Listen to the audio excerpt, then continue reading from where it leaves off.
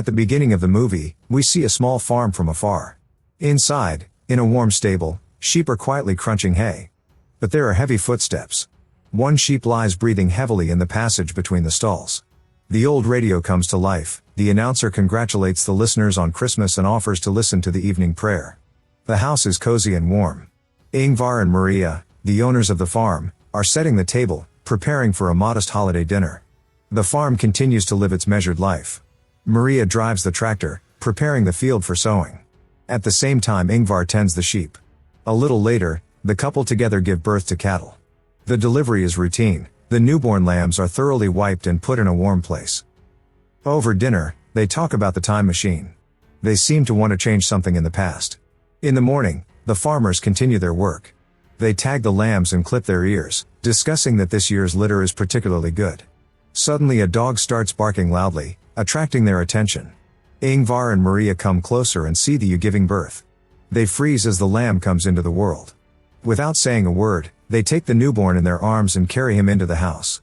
There, Mary prepares a place for it by laying straw in a basin. But their gazes remain tense. Something is wrong with this lamb. Maria carefully feeds the cub from a bottle, her eyes full of tenderness and concern. At night she can't sleep, watching the steady breathing of the sleeping lamb. In the morning, Ingvar brings an old crib out of the barn. Maria cradles the infant, humming a barely audible lullaby. She gently places him in the crib, smoothing the thin blanket. Ingvar, working in the field, suddenly stops the tractor. Tears come to his eyes and he can't hold them back. The farm is shrouded in fog. The dark silhouettes of sheep merge with the thick veil. In the distance, amidst the milky haze, a vague tall silhouette with horns appears. The outline is barely recognizable, and it is impossible to determine what exactly is standing in the fog. The sheep continues to bleat, looking for its lamb. Her bleating becomes more and more desperate. Maria slams the windows shut with irritation, pulls the curtains tighter, but the sound follows her everywhere. Every day the sheep returns to the house, insistently calling for the cub. Every day Maria drives it away. In the evening, the fog becomes so dense that work stops. Back at the house, the farmers notice that the cub has disappeared. A search immediately begins. In the thickening fog, they wander the yard, peering into the shadows, recognizing the silhouettes of sheep in the distance. They call out, but there is only silence. At dawn they find a lamb. It is sitting in a clear field, cuddled against the warm side of its mother sheep.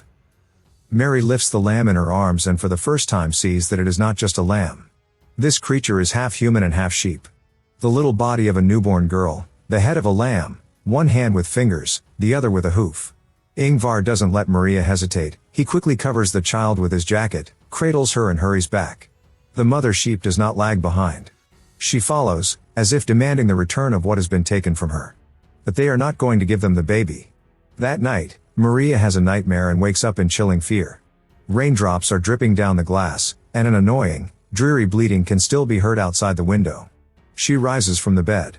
She gets dressed, takes the shotgun off the wall, pushes the dog into the house, closes the door. The wet earth crunches beneath her feet. She raises the gun, takes aim. She pulls the trigger. The shot rumbles over the fields, breaking the morning silence. Maria immediately drags him out of the house and buries him. The dampness chills her to the bone, but she doesn't stop, as if she's long since gotten used to hard work and having to do things others can't even imagine. Finished, she slowly walks back into the house. She thoroughly washes off her marks, changes her clothes, and goes to bed as if nothing had happened. While working, Ingvar discovers his brother, whose name is Peter. At breakfast, he notices an extra appliance on the table. He looks at his brother questioningly. The door opens and a girl enters the kitchen. Seeing him, Peter can't believe his eyes and freezes in surprise. Before him stands something, a creature with the body of a child, but with the head of a sheep. One arm is human, the other ends in a hoof. The reaction of his brother and his wife surprises Peter even more. A strange calm reigns in the house. Everything that is happening seems familiar, as if rooted in everyday life. Maria is taking a bath, washing away her fatigue, and Ingvar is working outside. Peter wanders around the house, uncomfortable with the new order of things. He lingers in the doorway, watching Maria through the ajar door. Peter demands an explanation, but Ingvar asks him not to interfere in their lives. The next day, Peter helps them with the household chores. While planting potatoes, Maria and Peter find themselves alone together. Peter's fingers suddenly touch her cheek. She asks him to stop, but looks at him without a shadow of surprise. Her voice is calm but cold. It seems that there was an affair between them in the past. After work, Peter goes to the barn in search of his drum. Muffled beats echo in the air. Ada freezes at the entrance, her curiosity overcoming her fear.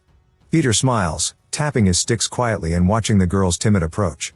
He holds out a bundle of grass to her with interest. But he is stopped by Ingvar and takes the girl away in anger. Peter does not like that they take the animal for their child. So he decides to get rid of her. At night he gets up and sneaks into Ada's room. He leads her through the dark fields, clutching a gun tightly in his other hand. Maria wakes up and immediately sees that Ada is gone. Terrified, he begins to search for her and finds Ada in the living room in Peter's arms. Maria looks at them in silence and then goes outside. She walks to the grave. It is here, beneath the damp earth, that their real daughter rests. This is why they cling to this strange sheep. This is why they close their eyes to reality, accepting it as a miracle sent to them in return. The pain of the past has become an obsession. Ada has become the center of their world. They are willing to do anything to protect her, to preserve their new, fragile happiness. Even Peter, still recently hostile, is changing. He befriends the girl and now takes her with him on the family tractor on fishing trips. Ada, serenely walking along the road next to Peter, does not even suspect that it was her appearance that brought warmth back into the house. In the evening, they drink alcohol together and watch a live handball game. While they are having fun, Ada goes outside. In the distance, she notices a silhouette. Frightened, she returns home and the dog lunges at the unsuspecting man. There is a thump and a faint, doomed squeak. At this point Peter, already drunk, helps his brother to the bed. He then returns to the kitchen and tries to hug Maria. She gently but firmly pulls away. In the morning, she walks Peter to the bus. Maria gives him money, saying at the same time, "It's time to go." Meanwhile, Ingvar and Ada head to the tractor. Everything seemed normal until they met him. A tall, massive figure, half man, half beast. In his hands is a gun, time dragging unbearably slow. Ingvar takes a step forward, as if trying to protect the girl, but gets shot. He falls to the ground. Ada runs up to him, her small hands pressed against his chest, which is already purple. Standing over them is the Ram Man, her real father. He silently takes her hand and they walk away, disappearing into the mist. Maria finds Ingvar too late. He dies in her arms. If you want to see more videos like this, don't forget to subscribe and like the channel. See you soon.